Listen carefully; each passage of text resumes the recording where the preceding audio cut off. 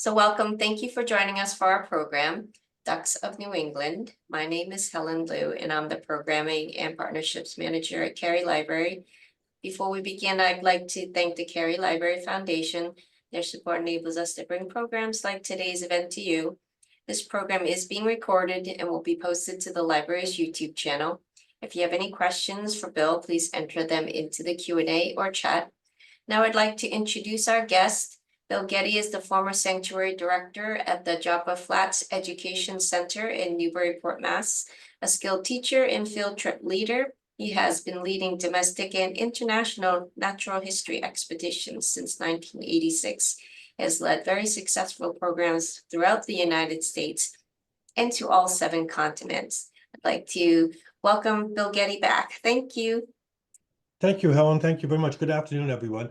And as I say, whenever I give talks for libraries, if you can volunteer at your library, if you can donate to the Friends of the Library, to me, libraries are our most important governmental body because they serve so many in our community and they do good works. So if you can help them out, that would be really good. Okay, Ducks of New England. We living in New England are very fortunate that we're where we are. First of all, it's to me the most beautiful part of the world.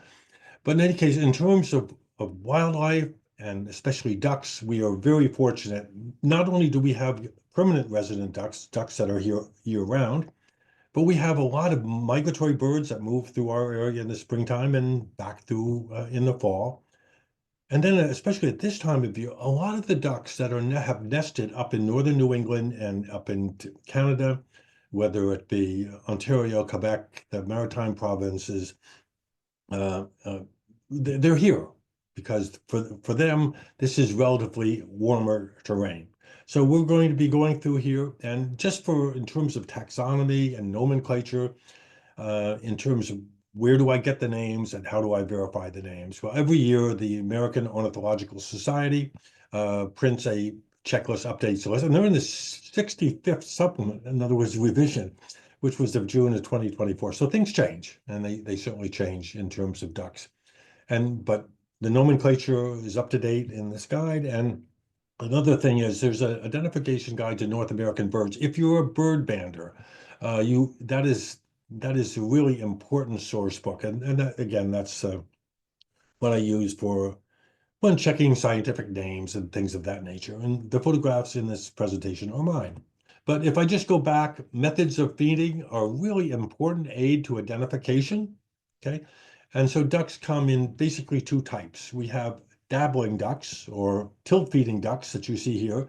In the left-hand side, we have American black duck tilt feeding. It's reaching down into the water column to get algae, things like that, on which they feed. And of course, sometimes they'll scoop up insect larvae and things of that nature too.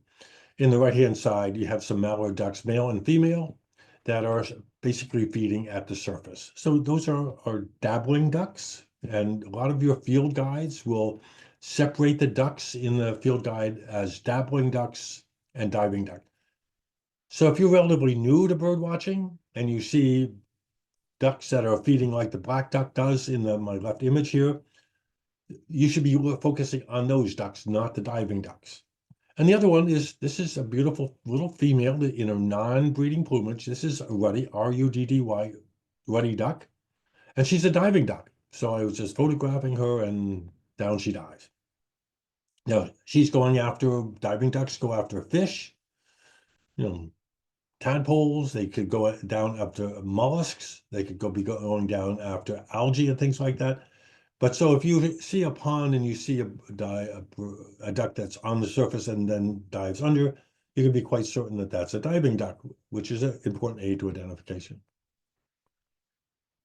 Now, I've broken up this presentation in different ways. These are species that breed in New England. So they can be here year-round in smaller numbers. Certainly in the wintertime, we don't have huge numbers of some of these, but a lot of them we do. So, and this is in taxonomic order. So the first one is this one of our most beautiful ducks. This is, notice the scientific name Ax. It comes right out of the Greek. So scientific names are Greek or Latin names that are made to look like Latin. okay? But this axe comes right out of the Greek, and it was some Aristotle talked about some kind of a duck, and he called it axe. Okay, so that's where that name comes. And sponsa is the Latin for bride. So they're talking about how beautiful this really duck is. So it eats seeds, fruit, aquatic, terrestrial invertebrates like this. And here's a mated pair, and this is in January. So if you have any open water around, this is a bird that nests in our area. I live in Essex County, but they also breed in Middlesex County and all throughout Massachusetts. And if you have some open water, you might be able to still find some wood ducks. And as time goes on, they will be becoming more and more present. Okay. Notice this hood on this male. This is the male wood duck. This happens to be in April. But if you go back way to January, notice in January, these birds are in their full breeding plumage. Okay, they are in the wintertime, they're going through the process of pair bonding. So they need to be in that incredible plumage that you have. The female, notice the beautiful eye treatment there. Now she's much more cryptically plumaged because she has to hide. She has to be tending her young ones and incubating the eggs. So wood duck. Beautiful duck. The next one, this is another puddle duck. So it's a dabbling duck. It's one of those that feeds right at the surface. And this is a bird that if you were to go to some of our coastal locations, I live in Newburyport, I'm right on the Merrimack River. And if I go along the Merrimack River, I can find these gadwalls. Okay. Or if you go to Cape Ann and you go out to Eastern Point or some places like that, you should be able to find gadwalls. And this is the male on the left-hand side and the female on the right. I just think it's incredible how beautiful they can be, basically using a brown, a gray, and a black, a little bit of white. And you get this stunning. They tilt feed, and they feed on aquatic vegetation. Okay. And very often when they're eating it, they also get aquatic invertebrates. This is a beautiful. Notice notice the wing patch on the male. It's white, black, and then a sort of a rusty color or maroon on his wing patch. The female also has white in a wing patch. It's just that she has it covered up right now. So this is a mated pair.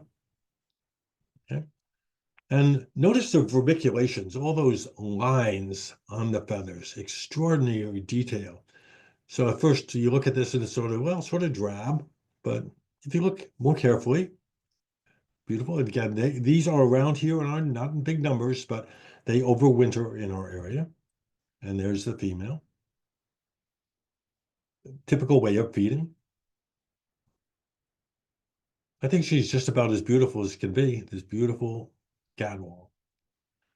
Okay, the next one is a very common, this is one of our hardiest ducks by far. And notice the scientific name, okay? Anna's is the generic name, and rubipens for its red feet. And if you look in the illustration here, my photograph, this is a pair.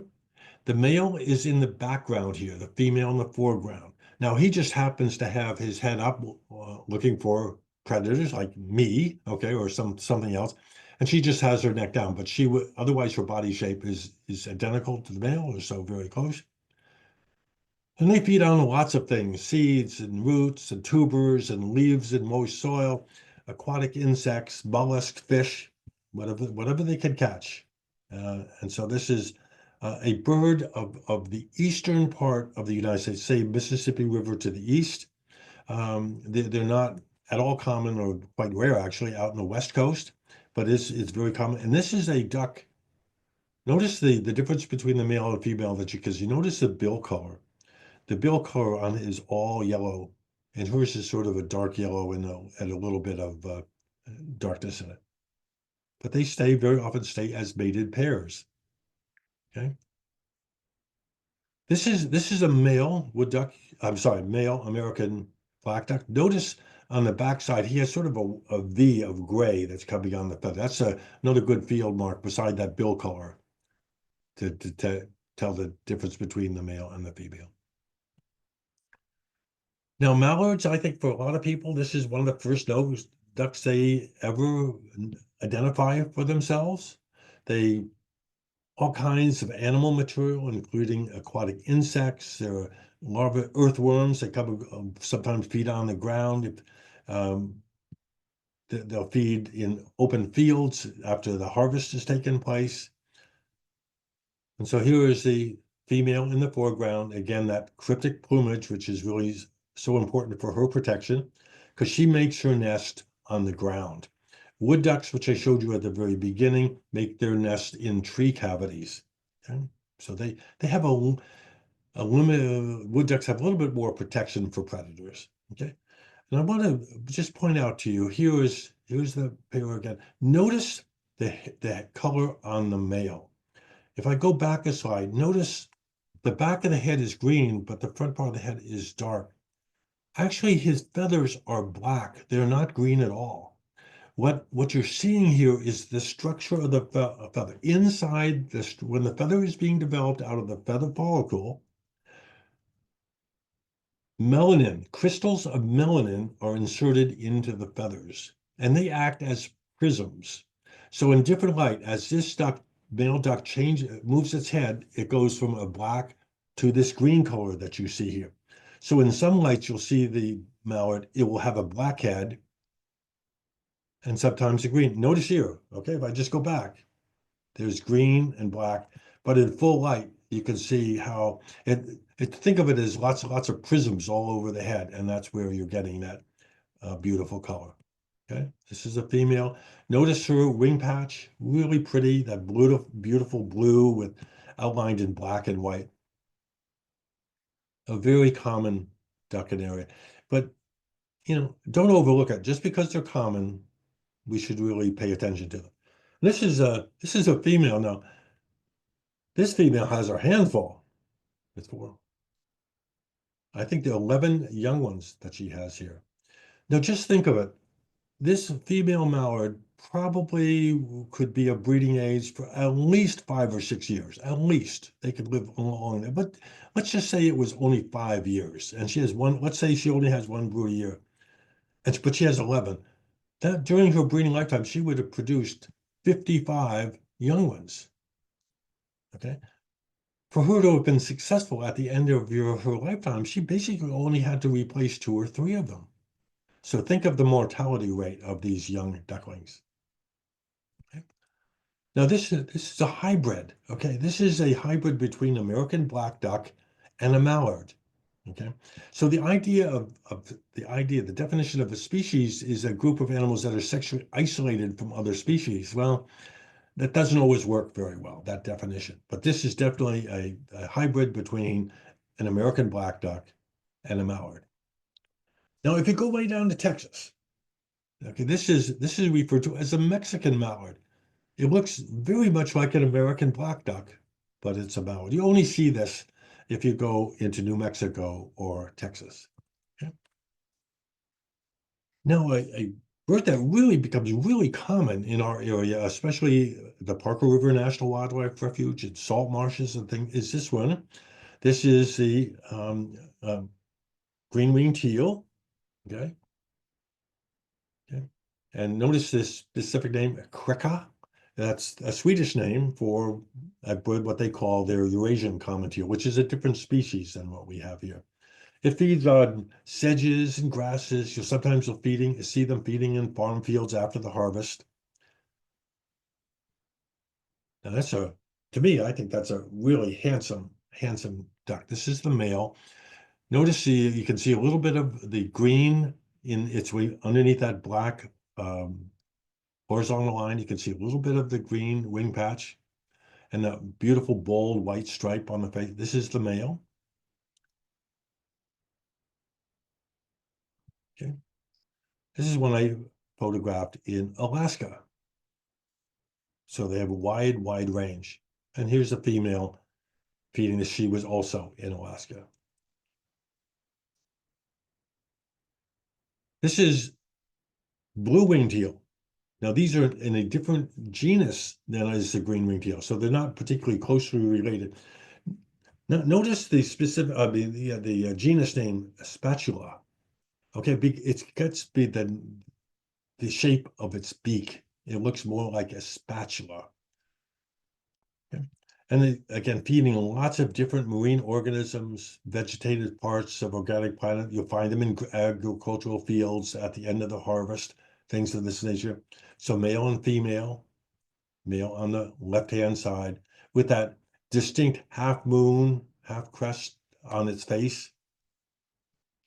And if you wondered where it gets its name, blue-winged teal, I think this illustration shows you pretty well. Notice that beautiful blue and then a white stripe and then a black line on their face. If you look at the female carefully, notice right behind the bill, there's a little bit of a white patch. That's how you can tell a female blue-winged teal from a female green-winged teal. The female blue-winged teal has that white. The female green-winged teal does not. Otherwise, they look almost identical. Now, if you want a diving duck, a winter duck, a really common duck, and if you go to Cape Cod, or if you go to Gloucester, Cape Ann, and maybe at the end, if you have questions about where you can go to see some of these things, I'd be happy to spend some time there. This is a very common duck. It's our largest duck. It's a sea duck. It only basically comes to land for nesting. There are lots of different subspecies worldwide. We just have one that we have to worry about. And it feeds on invertebrates in the intertidals of mollusks and crustaceans, echinoderms, and things like crabs and mussels and clams and things of that nature.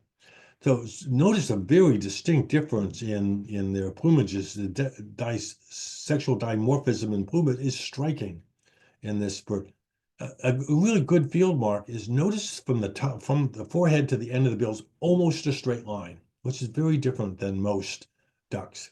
This is, I took this in February, so just this time of year.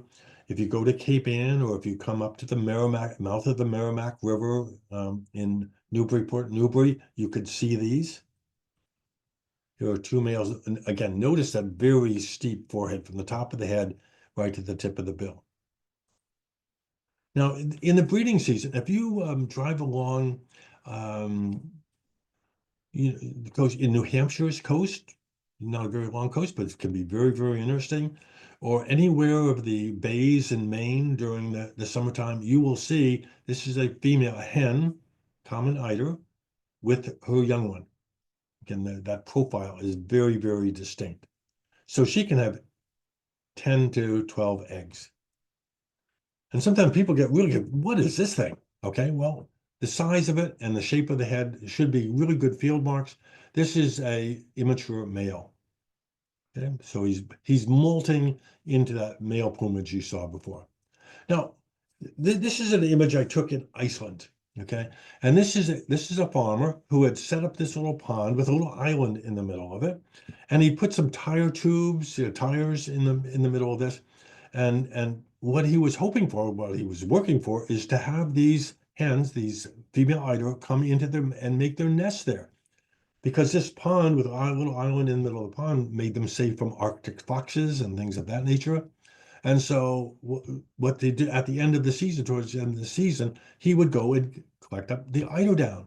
So the females, when they're building their nest, they pluck the down underneath their outer feathers on their breast. Okay, they pluck those feathers out, and they make their nest of them out of those feathers. So when the female has time to have to go feed, she can cover over her nest with those feathers, where they're camouflaged, and will also help keep the eggs warm. So at the end of the season, they collect up this down, and it goes into comforters, into jackets, and things of that nature. So if you wonder where eider downs come from, that's where it comes from. I've been seeing this ringneck duck along the Merrimack River, and I'm sure they're along the Charles River and places like that. They're there also. This is, again, this is another bird, again, the genus name by Aristotle. And this is, notice Colaris for the specific name, Colaris, the Latin.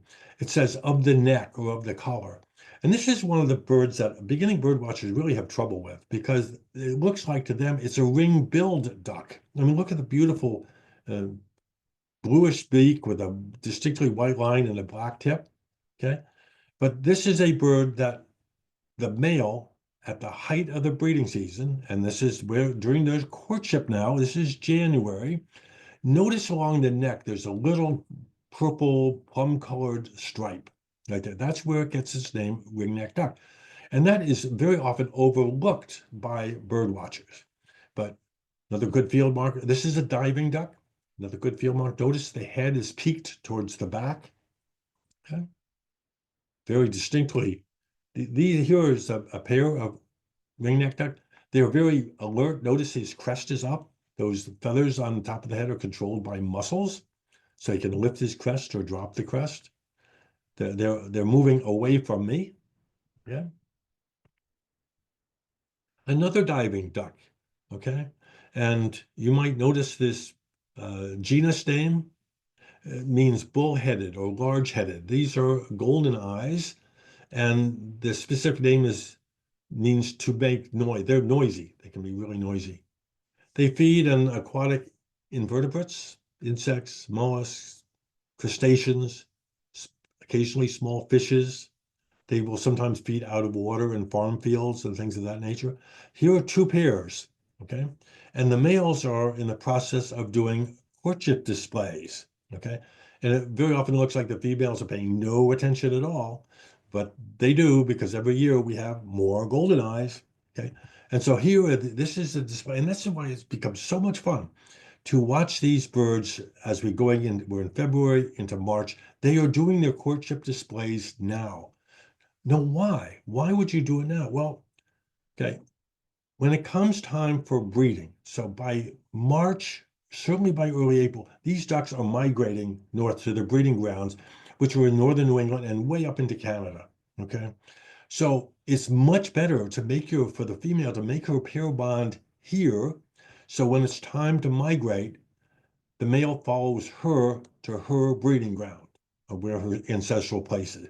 So it's much better to find your mate here, migrate with them up to your breeding grounds rather than going to your breeding grounds and then try to find a mate. Okay, so these guys are going through their wonderful breeding displays, and I hope you'll take advantage of going out and watching this type of display. Beautiful little female.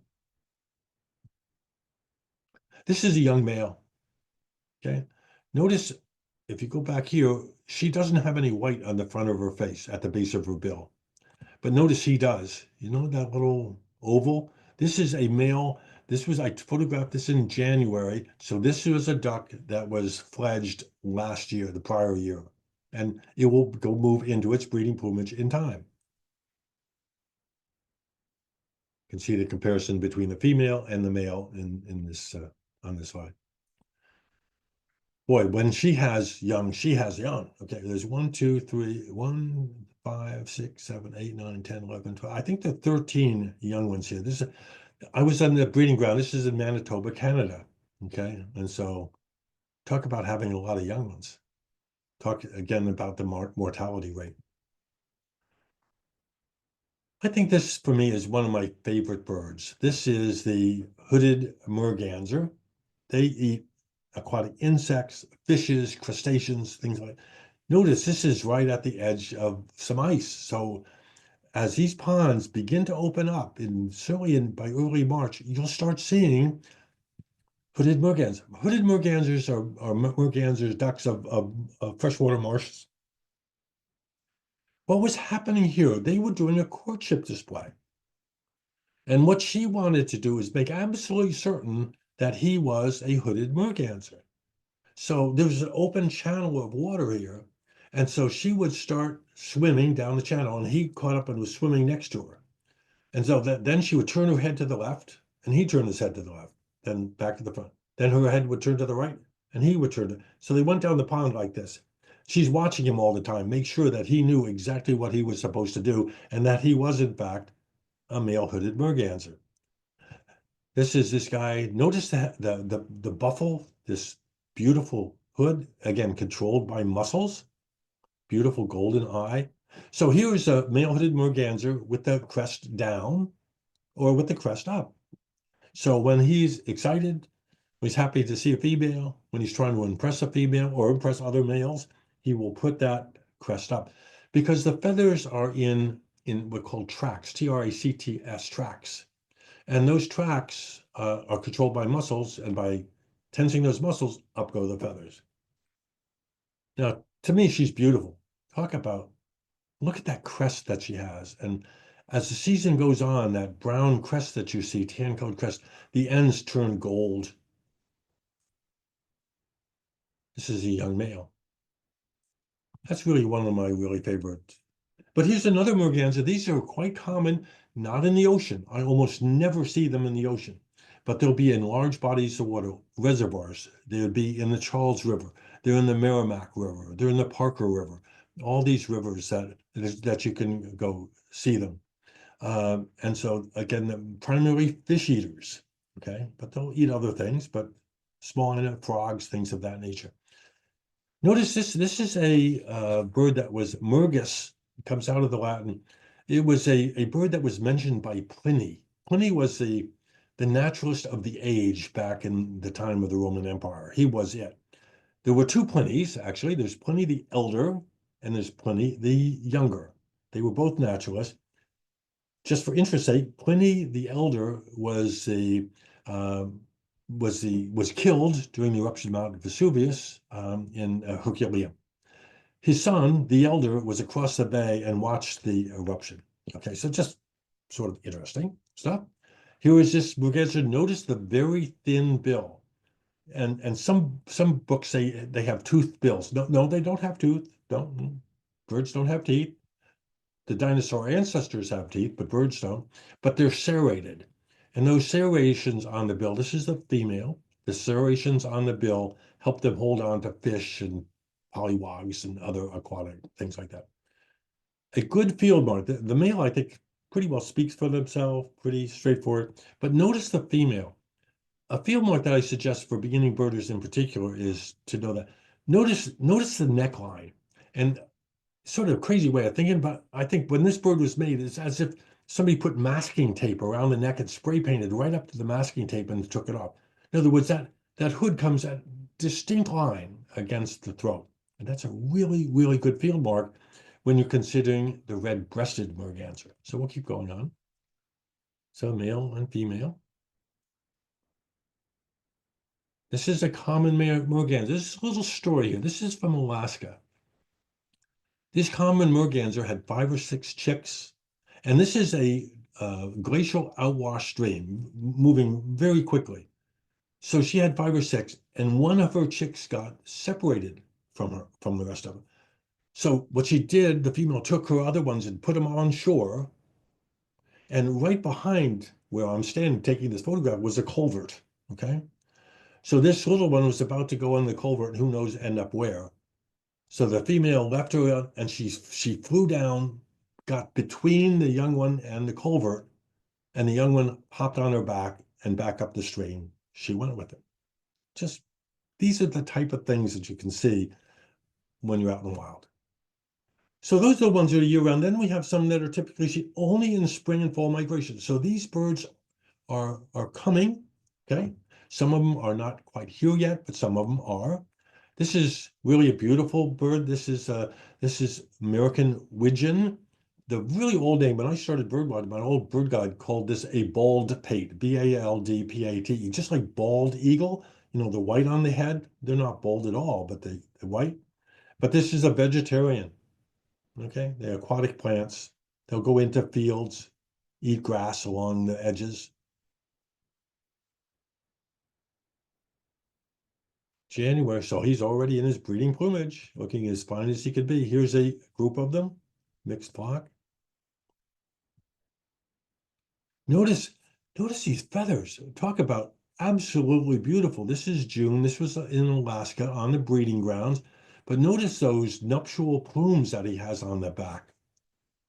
I think if you're a female, and one of the really key points for a female is still, if you see a male, is he healthy?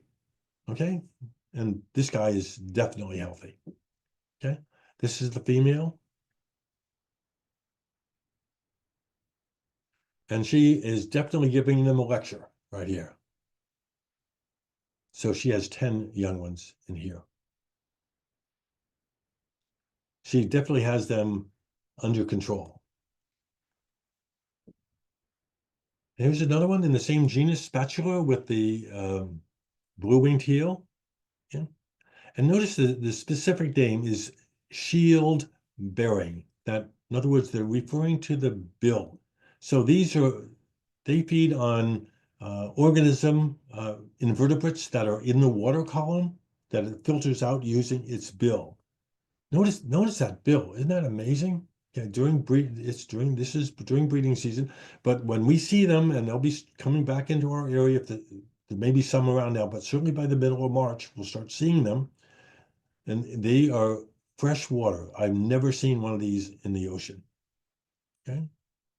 So this is basically how they feed. They swim along with that enormous bill of theirs and they strain. Here's the female. Now I've seen these. I saw 2 of these in the Merrimack River last Saturday. So they're in the area. This is a northern pintail. And they feed on grain, moist soil, aquatic plants, things of that nature. Talk about a name, pintail. It's a pretty good name with that really long tail. Notice the head. There's a little bit of that pinkish purple sheen on the back. Again, that's coming from the structure of the feathers, from the melanin crystals that are in the feathers. Okay. So these are pintails. We have them here, but here on the breeding ground, this is in Nome, Alaska. So this is one of the breeding places. So some of these ducks go a very, very long time. The ones in Nome, Alaska are probably coming from the Pacific coast, California going up, where ours are more going up to eastern Canada. But here they are on their breeding ground. Notice how long the neck is. Both of them have long necks like that. The female just has not extended her neck. So these are ducks that feed sort of intermittently between black ducks and mallards and Canada geese. They have these really long necks, not as long as a goose, certainly longer than of a black duck or something. So they can reach vegetation in deeper water, in the water column. Again, those beautiful nuptial plumes.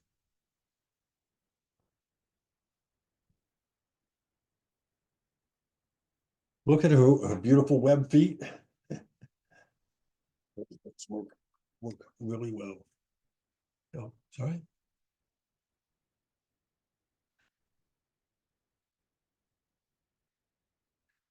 Okay, now this is a duck that we have around here, not in big numbers. If you go down to Texas and places like that, they have thousands of them.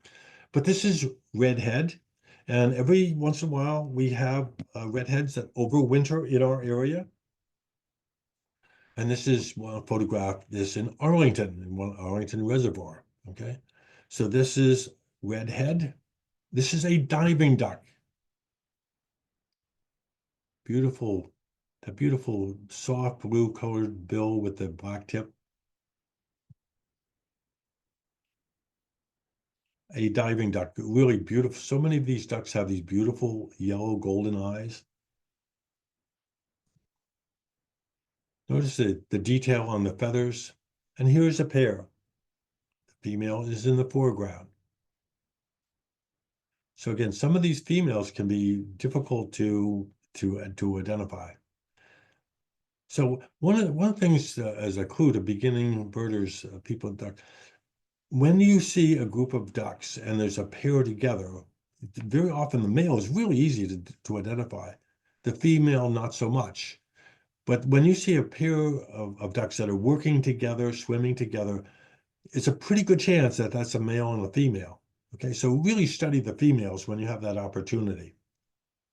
Okay. Now, canvasback. Okay, this is another one that we don't get very many of them, but every winter we have a few that overwinter in our area. They eat all kinds of things, the seeds, plant tubers, mussels, insects. Notice the profile from the top of the head to the end of the bill. Really straight line here. In the ocean in our area, I think I've only seen these in the ocean once or twice. This is a bird of large reservoirs, particular large freshwater wetlands in our area. Yeah.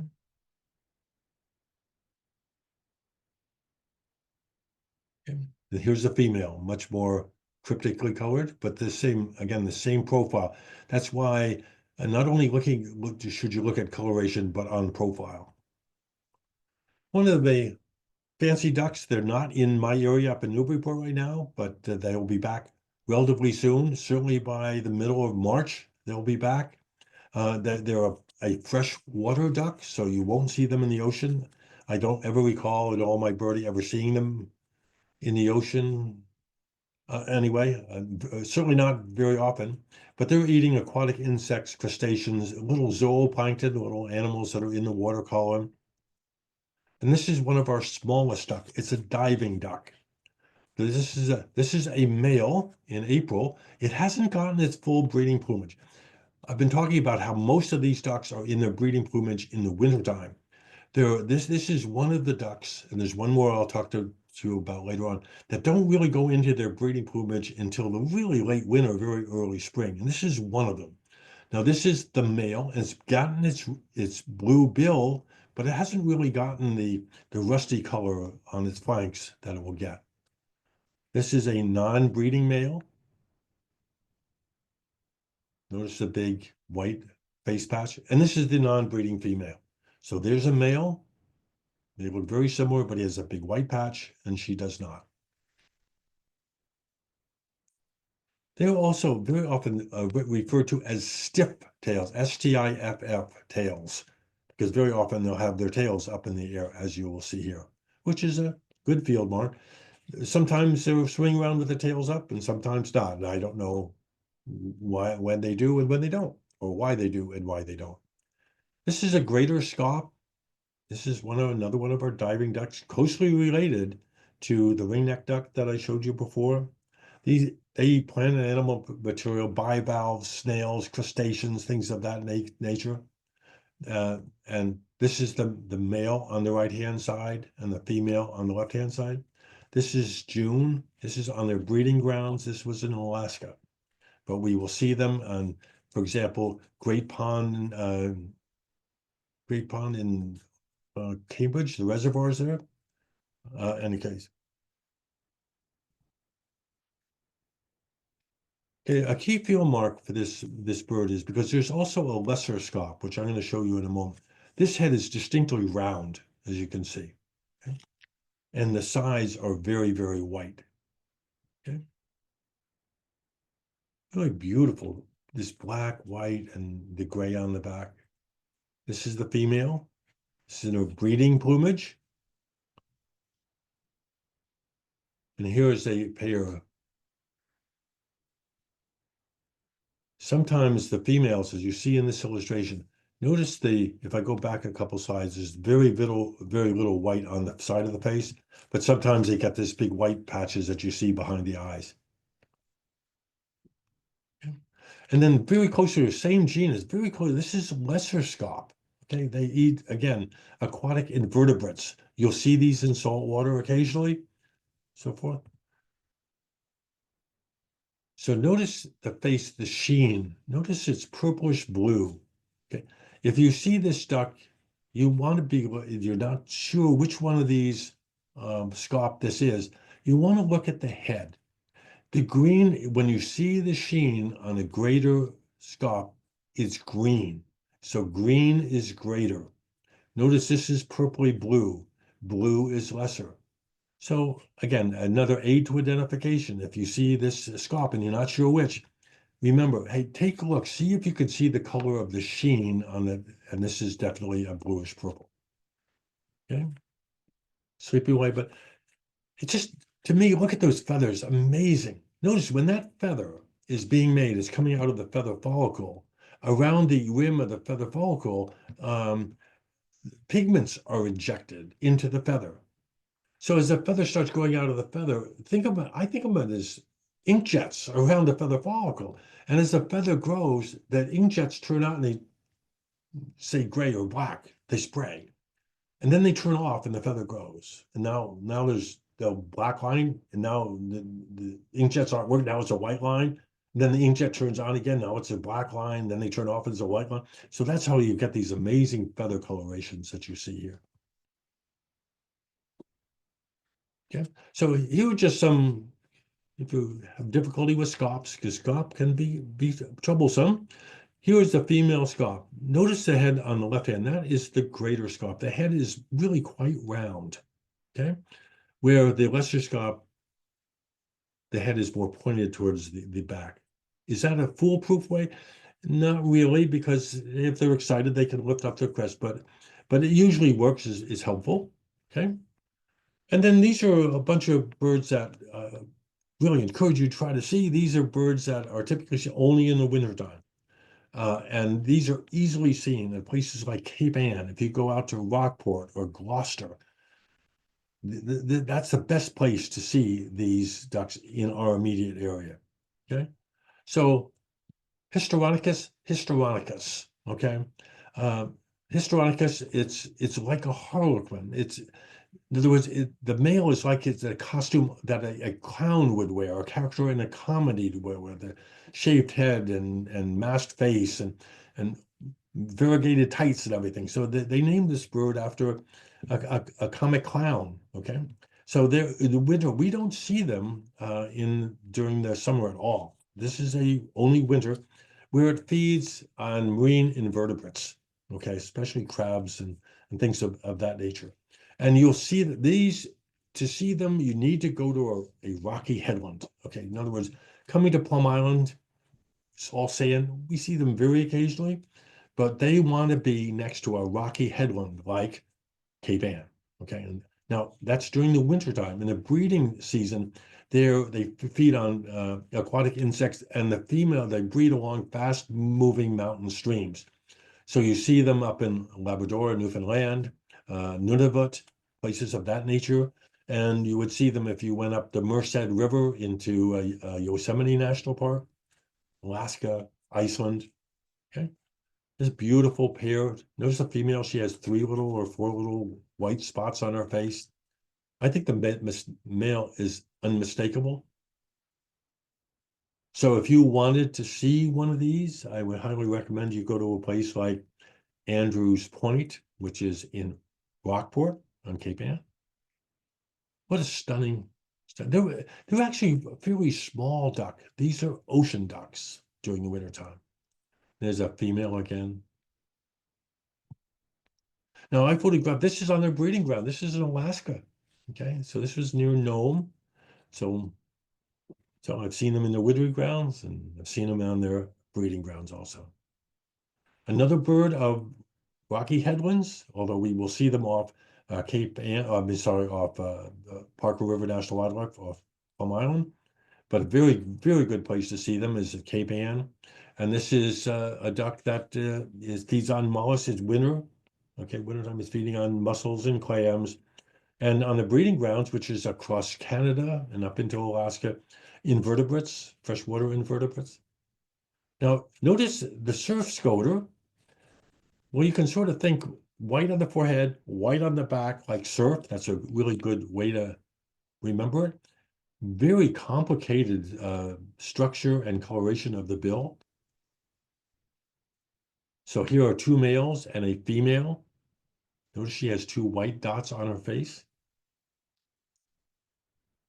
Okay. White-winged scoter, another bird that's really common. While we see them in the mouth of the Merrimack River, but also over at Cape Ann. They're also aquatic mollusks, things of that nature. So here's a male and a female together. Notice the eye treatment on the male, that little white comma through the eye. Here he is in flight. You can see, I took this photograph at the mouth of the Merrimack River. Now, I was in Cape Ann with a bird watching group, and we saw this male. I think you can see his eye is sort of a blue. We were just watching it. And as we watched, so here he's on the surface of the water, and he's about 30 feet away from me. We're standing on the place where you park your cars at near Bearskin Neck, okay, where there's a public restroom. Okay, so we're just watching. So and he dives underwater, and he starts probing in the mud. So he must be in about 5 or 6 feet of water when I took this photograph, and he comes up with a razor clam in his mouth. Okay, So a lot of people wonder, well, how do they feed on these? Well, he swallows it whole, goes into his, into the part of his stomach called the gizzard, which is very muscular. And that gizzard crushes the snail. And after all, the bird either defecates or regurgitates the remains of the shell. So if you ever wonder how they do it, that's how they do it. And this is the female. Black scoters, really common. Another place, if you ever have a time to do this, is to drive up to Nubble Light. That's, I believe it's in Wells, Maine. That's a really worth a trip up there. It's beautiful. You see all these sea ducks. I was up there 2 days ago, and there were 50 of these, males and the females. Male is really distinctive with that yellow patch on the bill.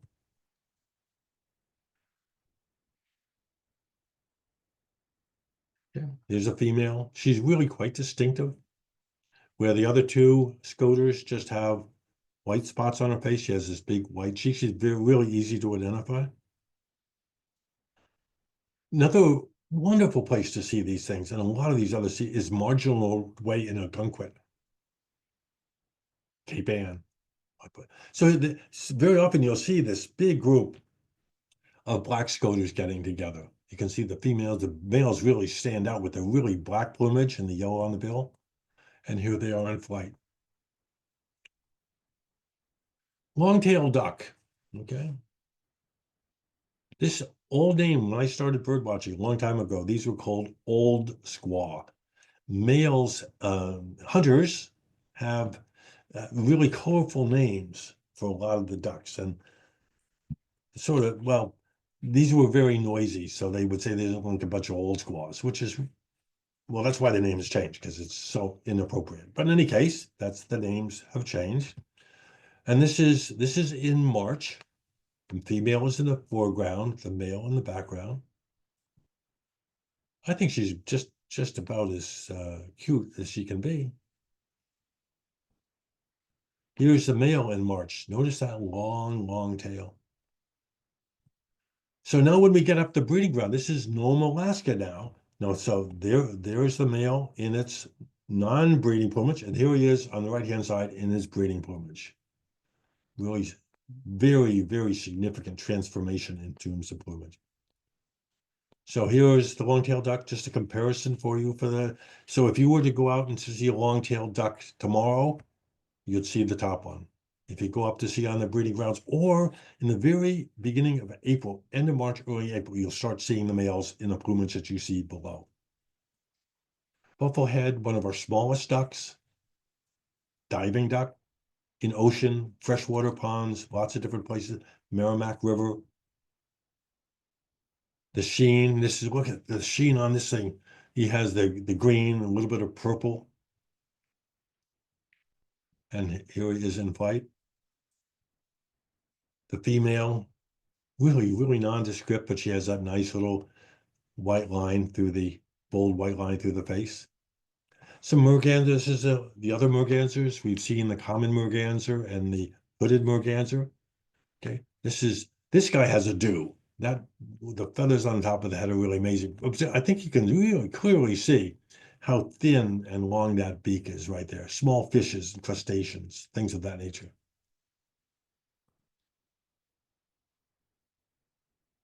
Okay, now here is on the left-hand side, what we have is a male that's molting into its adult plumage, and on the right-hand side of the foreground is a female.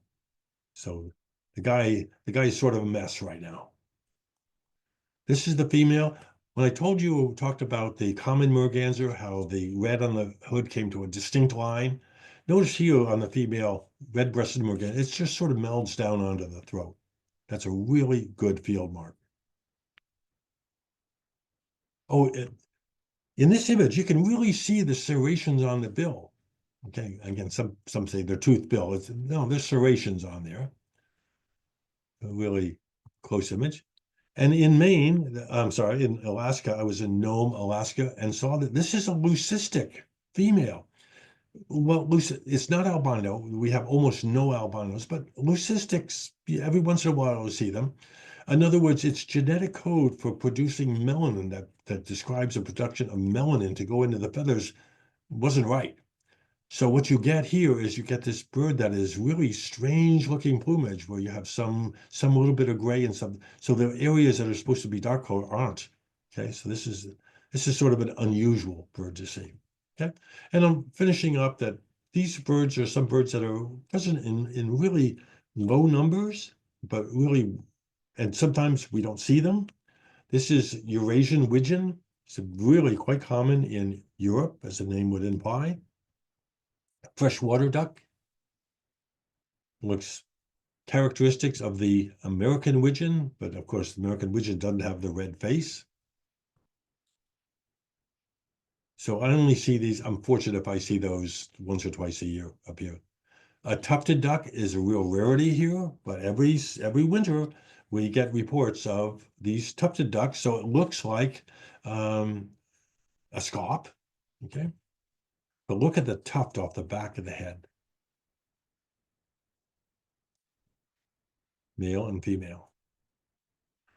Barrow's goldeneye. Now, on the Merrimack River, again, I go up along the Merrimack River. In West Newbury, there's a road called River, R-A-V-E-R, Road, that goes right along the Merrimack River. And there has been, for the last 4 years, every year has been at least one of these Barrow's goldeneyes. Yeah. I go out there, and if I go, I would say 75% of the time, if I take my time going along the Merrimack River, I'll find it. This is the male. Look at the crescent. On the common goldeneye, it's an oval. This is a distinct crescent. They happen to be on the breeding grounds. This was in Wyoming. Okay.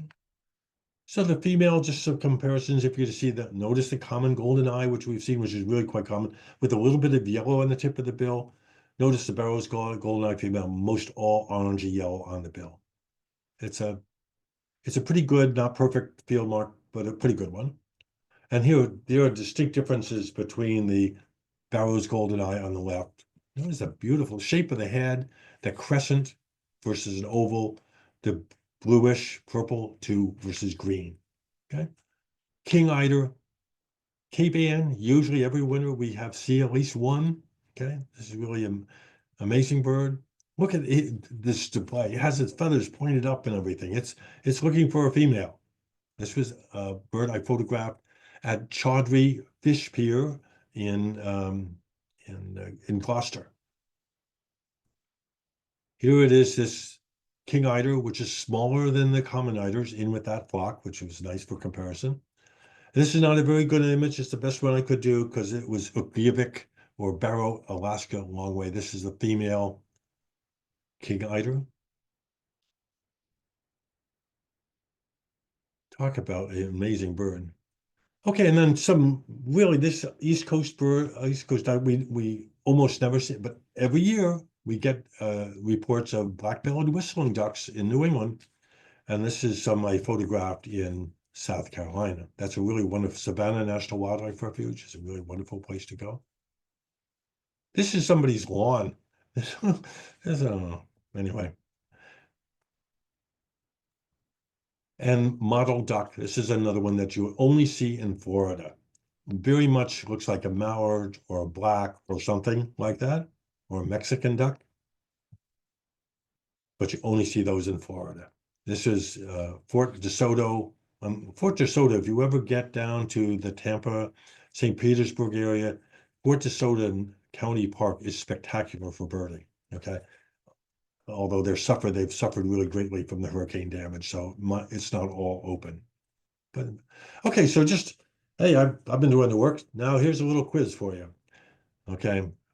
Okay, in the upper left-hand corner, our largest duck breeds along our coastline. That sloping profile from the top of the head to the end of the bill. This is a female. In the upper right-hand corner, I think this is a bird that's known to most folks.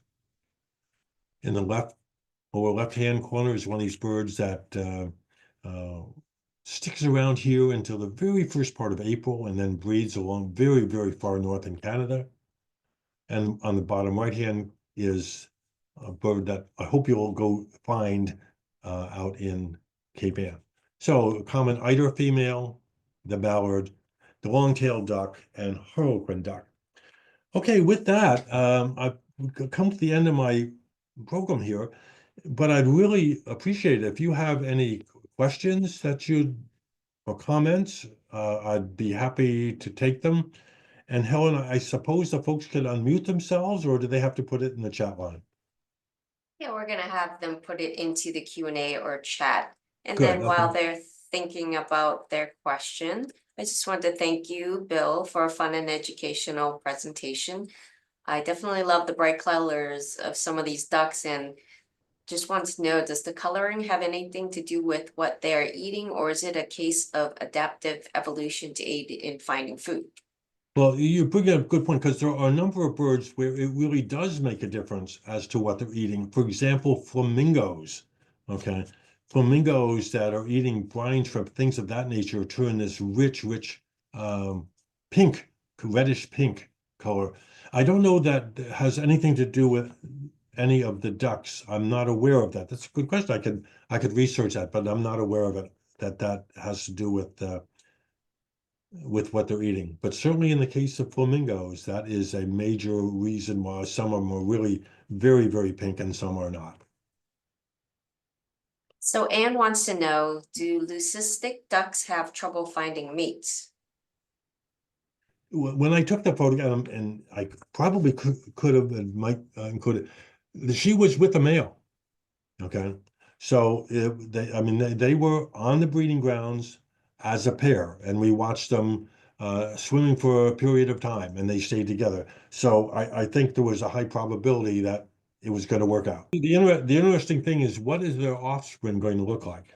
Because already her genetic code is not directing the glands to produce melanin in the proper amounts or at the proper time. So it may well be that her offspring may not be, they may also be melanistic.